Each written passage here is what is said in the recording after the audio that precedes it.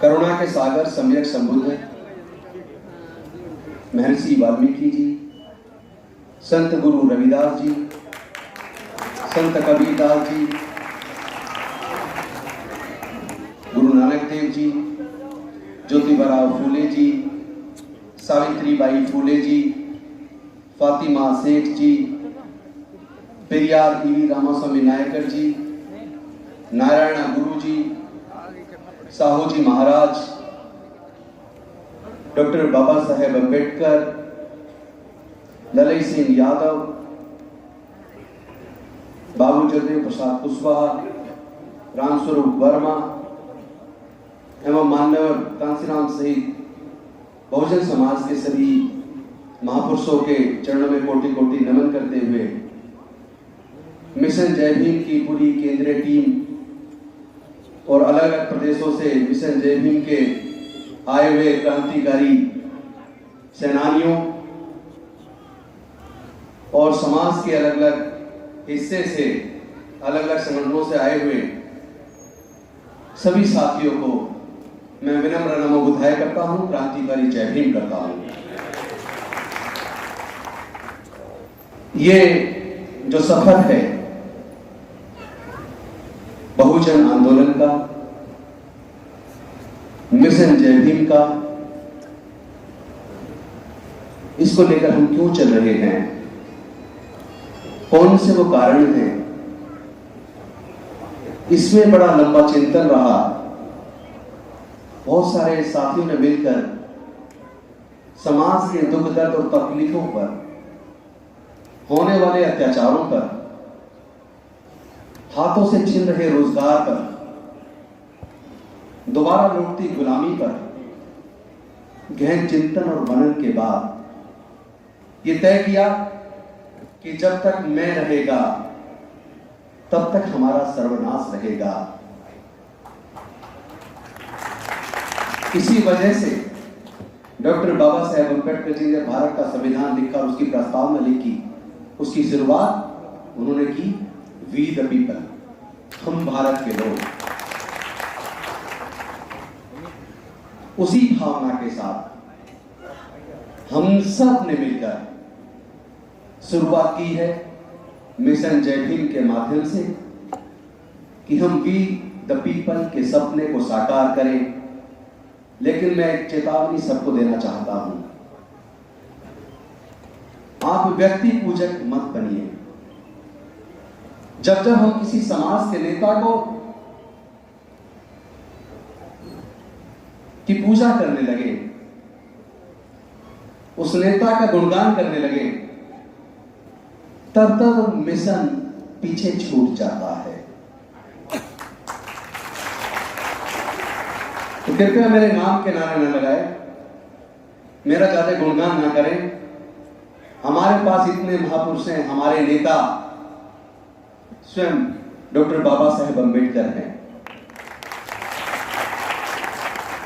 हमारा नेता उनका बनाया हुआ संविधान है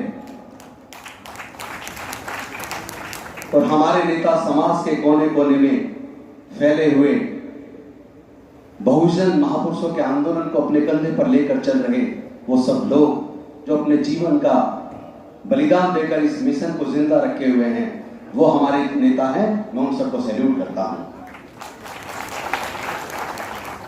कई बार मैं सोचता हूं कि डॉक्टर बाबा साहेब अम्बेडकर जी ने अपना पूरा जीवन हमारे समाज के लिए बलिदान क्यों किया? क्यों मान्यवर कांसीराम साहब ने शादी नहीं की? क्यों उन्होंने अपनी नौकरी को छोड़ दिया?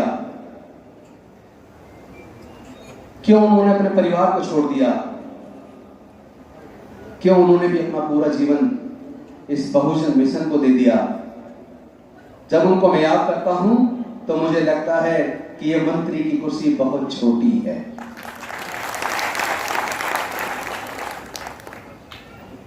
बाबा साहेब और मान्यवर कांसीराम साहब वापस आने वाले नहीं हैं। हमारे सारे मिशन जय भीम के सिपाही, समता सैनिक दल के सिपाही, भारतीय बौद्ध महासभा के सिपाही और हमारे सभी संगठनों के सिपाही, मैं आप सबसे निवेदन करता हूं, आओ हम खुद बाबा साहेब और माननीय कांसीराम और अपने महापुरुषों के जीवन को क्यों ना खुद जिए, अपने जीवन में उसको अंगीकार करें। इसी सपने के साथ हमने शुरुआत की तो हमें एक बात तो समझ आ गई कि देश के अंदर जो गुलामी है, देश के अंदर जो शोषण है, जो बहन बेटियों की इज्जत लुट रही है, आवाज उठाने पर घर जला दिए जाते हैं, भाइयों को मार दिया जाता है, मॉब लिंचिंग हो रही है, देश के संसाधन बेचे जा रहे हैं, आए दिन हमारे लोगों की हत्या हो रही है और हत्या करने वालों को सरकार में बैठे हुए लोगों का संरक्षण प्राप्त हो रहा है। और जिस संविधान ने हमें अधिकार दिए, सुरक्षा दी, आज उस संविधान की रक्षा करने वाले प्रोटेक्टर माननीय सर्वोच्च न्यायालय के मुख्य न्यायाधीश के माध्यम से, कल आपने सुना होगा कि पुलिस राजनीति के सामने गुलाम हो गई है, लोगों के अधिकारों का हनन हो रहा है। ऐसे में देश को कौन बचाएगा? इन सब परिस्थितियों की वजह से हमने मिशन जय भीम सब साथियों ने मिलकर उस सपने को देखा और हमें समझ आ गई इस उत्पीड़न को खत्म अगर करना है तो जाति को खत्म करना पड़ेगा। शोषण का कारण वर्ण व्यवस्था है, वो धर्मशास्त्र है जो किसी को ऊंच और किसी को नीच बनाते हैं, वो धर्मशास्त्र है जो शिक्षा पर कुछ ही लोगों का नियंत्रण करते हैं, जो व्यापार पर कुछ ही लोगों का नियंत्रण करते हैं, जो रक्षा सुरक्षा पर कुछ ही लोगों का नियंत्रण करते हैं और देश के 90% लोगों को कोई अधिकार नहीं देते। मैं समझता हूं हमें ऐसे धर्मशास्त्रों की अब जरूरत नहीं है। हमें ऐसी व्यवस्था में अब जीने की जरूरत नहीं है जो किसी को ऊंच और किसी को नीच बनाए। हमें ऐसी व्यवस्था की जरूरत है जिसमें समता हो, भाईचारा हो, न्याय हो, करुणा हो, सील हो। और ये सब आज हम अगर अध्ययन करते हैं और बाबा साहेब को पढ़ते हैं, तथागत को पढ़ते हैं, तो समझ आता है ये सारी चीजें बुद्ध के धम्म में है। ये सारी चीजें बुद्ध के धम्म में है। इसीलिए डॉक्टर बाबा साहेब अम्बेडकर जी ने बुद्ध के धम्म को ग्रहण किया और भारत को विषमता से दूर करने के लिए, गरीबी से बाहर निकालने के लिए, कुपोषण से बाहर निकालने के लिए, शोषण से पूरी मुक्ति के लिए उन्होंने बुद्ध के धम्म को चुना। लेकिन वो ज्यादा दिन तक हमारे बीच नहीं रहे। सही 1 महीना 22 दिन बाद धम्म ग्रहण करने के 1 महीना 22 दिन बाद महापरिनिर्वाण को प्राप्त हो गए। उसके बाद फिर समाज में अनेकों नेता आए। आपको पता है बाबू जगजीवन राम उनके समकालीन थे, उन्होंने अपने स्तर पर अपने तरीके से काम किया। उसके बाद एक और आवाज उठी उत्तर भारत से जिसने पूरे युवाओं में जोश भर दिया। आप सब जानते होंगे बुद्धप्रिय मौर्य। लेकिन वो भी सत्ता में आने के बाद, मंत्री बनने के बाद शायद पद से भटक गए। फिर उस आंदोलन को चलाने के लिए 2 लोग आए, एक तरफ मान्यवर कांसीराम साहब, एक तरफ पासवान साहब। पासवान साहब कुर्सी के पीछे चले गए और कांसीराम साहब ने कुर्सी को लात मारकर समाज को जगाने का काम किया। तो जो समाज के हक अधिकार के लिए कुर्सी को लात मारते हैं वो महानायक बनते हैं, और जो कुर्सी के वसीभूत होकर गुलाम हो जाते हैं, समाज के हक अधिकार को त्याग देते हैं, वो खो जाते हैं, उनको लोग याद नहीं करते। तो मैं समझता हूं आज अगर हम अपने समाज को सुरक्षित करना चाहते हैं, शोषण से मुक्त करना चाहते हैं, उनकी रोजगार के साधन बनाना चाहते हैं, उनके अंदर आत्मविश्वास पैदा करना चाहते हैं, तो हमें अपने महापुरुषों के रास्ते पर ही चलना होगा, बुद्ध के धम्म में चलना होगा और अपनी आर्थिक नीतियां हमें स्वयं बनानी होंगी। जब हम कहते हैं कि भारत में बहुजन मूल निवासी 85% हैं, ये 85 का नारा 40 साल पहले का था। आज जो सर्वे होने वाला है, जो सेंसस होगा, आपको पता चलेगा अब बहुजन 88% है। 88% लोग दीनहीन, गरीब, बेसहारा, कुपोषण के शिकार, जुल्म के शिकार, अत्याचार के शिकार, बलात्कार के शिकार, साधन विहीन, और 12% देश के सभी संसाधनों पर कब्जा किए हुए हैं। संविधान की रक्षा करने वालों, वहां तक पहुंचने का जो रास्ता है वो कॉलेजियम से है। कॉलेजियम में हमारा कोई बहुजन का जज नहीं है। दूसरा रास्ता केंद्र की सरकार के माध्यम से है, तो वहां भी बहुजन समाज की कोई बात रखने वाला नहीं है। तो फिर संविधान की रक्षा कैसे होगी? देखिए, न्याय तब न्याय है जब लोगों को न्याय होता दिखे।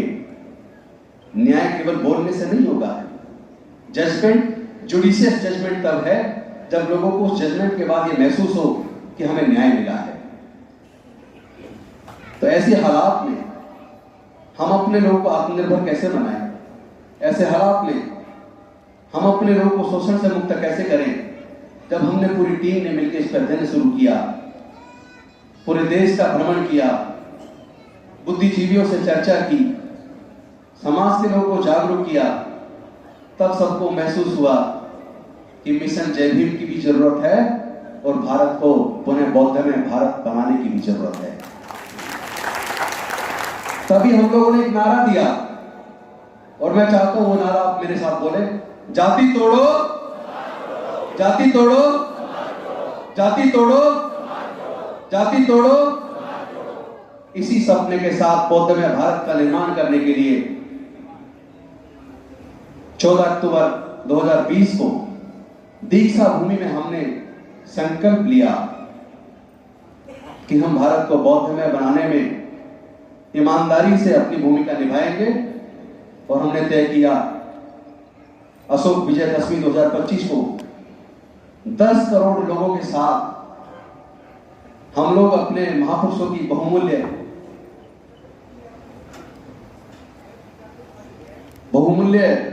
एक, क्या कहना चाहिए, धरोहर, जो मैं अक्सर बोलता हूं, जो हमारे महापुरुषों की बहुमूल्य धरोहर है, बुद्ध का धम्म, जिसमें समता है, मैत्री है, करुणा है, न्याय है, बंधुता है, उसमें घर वापसी करने का समय आ गया है। 2025 में 10 करोड़ लोग बौद्ध बनेंगे। और मुझे ये आपको बताते खुशी हो रही है कि हमारे बीच सफाई कर्मचारी आयोग के चेयरमैन संजय गहलोत जी बैठे हैं। इस बुद्ध धम्म के प्रचार प्रसार के लिए और 2025 के लक्ष्य की तैयारी के लिए उन्होंने अपनी पूरी टीम को एक साथ लेकर चंदा करके एक बौद्ध धम्म रथ का निर्माण करवाया है, जो 10 दिन के अंदर पूरा कंप्लीट होकर मिल जाएगा, जिसमें साउंड सिस्टम, अंदर बैठने की व्यवस्था, टॉयलेट की व्यवस्था, किचन, सारी व्यवस्था उस धम्म रथ में होगी, जिसमें बौद्ध भिक्षु होंगे, जिसमें समाज के हमारे युवा होंगे और पूरे देश का भ्रमण लगातार 2025 की अशोक विजयदशमी के दिन तक लगातार उसकी तैयारी में पूरे देश में धम्म रथ जाएगा। इससे पहले की तैयारी के बारे में आपको मिशन जय भीम के संगठन मंत्री, संगठन सचिव पुष्पांकर जी के द्वारा और राष्ट्रीय महासचिव निगम जी के द्वारा विस्तार से बताया गया। तो मैं अपनी वाणी को बहुत संक्षिप्त करता हूं, क्योंकि प्रोग्राम आधे घंटे लेट शुरू हुआ और हमारा लक्ष्य था 1 बजे खत्म करना। तो हम कोशिश करेंगे 20 से 25 मिनट के अंदर प्रोग्राम को समाप्त करके, भोजन भी तैयार है, उधर चलेंगे। लेकिन इस बीच मैं थोड़ा सा और बता दूं कि ये हम सब का धम्म है, ये हम सब का मिशन जय भीम है। हमारा भी ये लक्ष्य रहेगा पूरे देश में घूमकर, जितने भी देश के अंदर बौद्ध विहार हैं, जितने भी देश के अंदर संत गुरु रविदास भवन हैं, जितने भी देश के अंदर डॉक्टर बाबा साहब अम्बेडकर जी के नाम से भवन हैं, जितने भी वाल्मीकि जी के नाम से भवन हैं, जितने भी कबीरदास जी के नाम से भवन हैं, जितने भी बहुजन महापुरुषों के नाम से संगठन हैं, हम पूरे देश में घूम घूम कर उन संगठनों की सूची बनाएंगे, उनकी कार्यकारिणियों से एक तालमेल बनाएंगे और 2025 के लक्ष्य के लिए कुछ लोगों ने पूछा था 10 करोड़ लोग, इतना बड़ा संख्या कहाँ पे करोगे? तो आज सबको शेयर कर रहा हूं। जब हमारे यहाँ शादियां होती हैं, लोग एक पर्टिकुलर व्यक्ति से शादी की तिथि दिखाते हैं, तो कभी कभी एक ही दिन के अंदर लाखों शादी होती है और उन लाखों शादियों में करोड़ों लोग इकट्ठा होते हैं।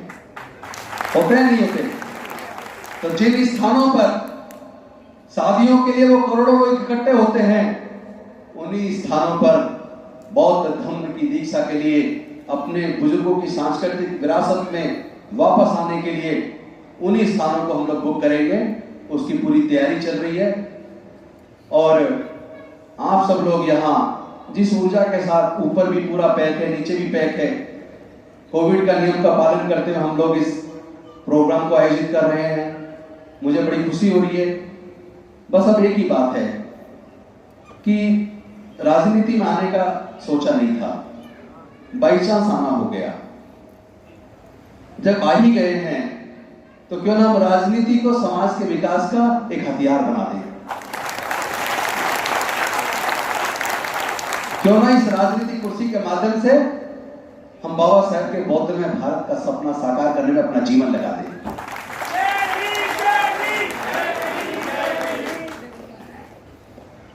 एक बात और कहना चाहता हूं, भारत में लगभग 130 से 135 करोड़ लोग हैं।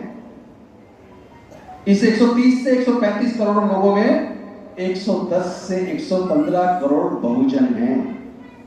इसका मतलब हम दुनिया के सबसे बड़े कंज्यूमर हैं, यानी कि हम दुनिया की सबसे बड़ी आर्थिक शक्ति बनने की ताकत रखते हैं। तो कहा यह कि हमने अपनी ताकत को पहचाना नहीं है। अपनी संख्या बल को अपनी ताकत बना दो, तमाम देश के बहुजनों को एकजुट कर दो। राजनीतिक पार्टियां अपना काम करेंगी, लेकिन भारत में समता हो, मैत्री हो, भाईचारा हो, न्याय हो, बंधुता हो, सील हो,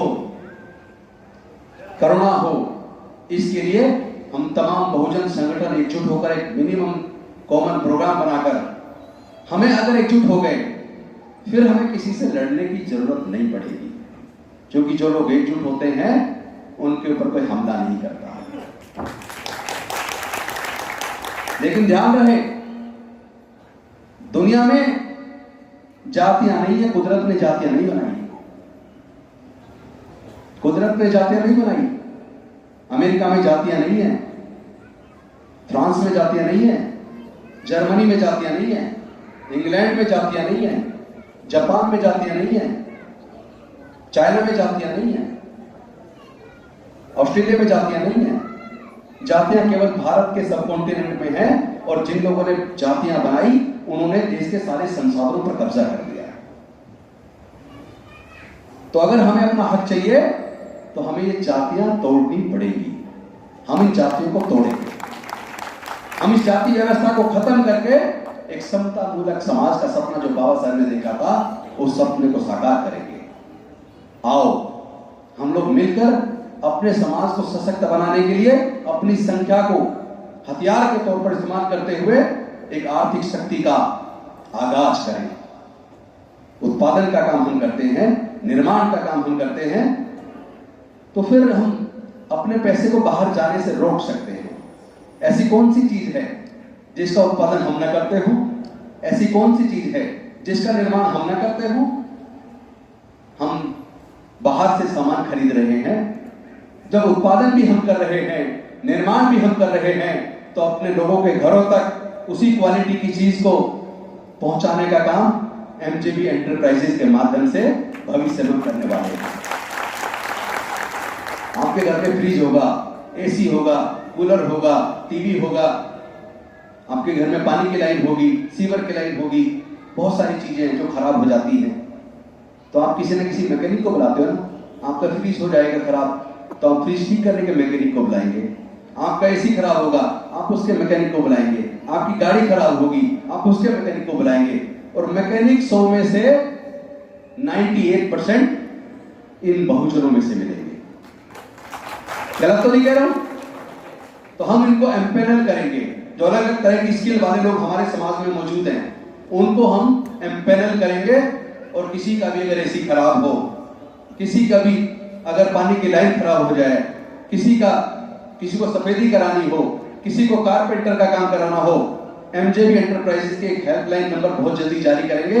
आप उस पर फोन करेंगे, 10 मिनट के अंदर आपके घर पे मैकेनिक पहुंचेगा, आपका एसी ठीक कर देगा, आपका फ्रिज ठीक कर देगा। वो आपके अपने समाज का आदमी होगा। आप अपने समाज को आर्थिक तौर पर इस तरीके से मजबूत करेंगे। बहुत बड़ा एक पूरा रोड मैप हमने तैयार किया है। पूरा रोड मैप है कि कैसे हम अपने समाज को एक आर्थिक ताकत के रूप में तैयार कर सकते हैं, कैसे हम बाबा साहेब के पौधे में भारत के सपने को साकार कर सकते हैं। लोग कहते हैं 10 करोड़ बहुत ज्यादा है। अरे भाई 110 से 115 करोड़ बहुजन है, हमने तो उसमें 10% से भी कम लिया है।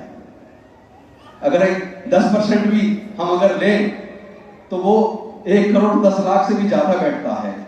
हमने तो केवल वो 10 करोड़ से भी, जब 10 करोड़ से भी ज्यादा बैठता है, हमने तो 10% से भी कम लिया है। 11 करोड़ से ज्यादा बैठता है, हमने तो 10% से भी कम लिया है। इसलिए ये असंभव सपना नहीं है। बाबा साहब जो सोचते थे उसको पूरा विचार करके उस पर होमवर्क करते थे, उसको अंजाम तक पहुंचाते थे। किसने सपना देखा था कि हजारों साल की गुलामी को तोड़ पाएंगे? बाबा साहब ने उसको तोड़ के दिखा दिया, उसको साकार करके दिखा दिया।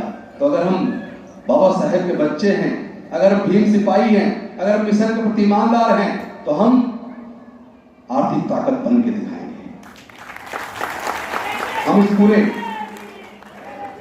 इस पूरे बहुजन समाज को एकजुट करके दिखाएंगे। और जो लोग इसमें बाधा बनेंगे वो समाज के गद्दार कहलाएंगे, वो समाज के गद्दार कहलाएंगे। आप किसी एक व्यक्ति को हीरो मत बनाओ। बाबा साहब हमारे नेता हैं और भारत का संविधान, हमारा संविधान जिसके माध्यम से हमें चलना है, वो हमारा नेता, उसके सामने नतमस्तक होंगे। जब जब व्यक्ति मजबूत होता है तब तक समाज कमजोर होता है। आओ हम सब मिलकर समाज को मजबूत करें। इन्हीं शब्दों के साथ, सपने के साथ कि हम भारत से जातियां खत्म करे बिना अब चैन से बैठने वाले नहीं हैं। हम सच्चे और अच्छे बहुजन समाज का निर्माण करेंगे और भारत को बौद्धमय करेंगे। इन्हीं शब्दों के साथ मैं अपनी वाणी को विराम देता हूं। बहुत बहुत धन्यवाद। जय भीम, जय भारत, नमो बुद्धाय।